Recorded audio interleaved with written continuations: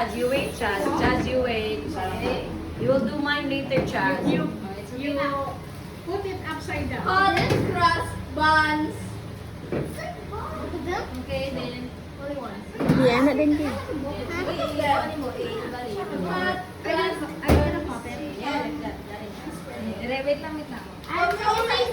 And then, After that, you put your flour. Dandruff. Ibutan na po. You put your dandruff. Bali, bali. Hot crust. Hindi mo gawin ako. Butangin na po. Make sure that your dough is round, ha? Okay, if it's not round like this, It's not mag-triangle lang yung pizza.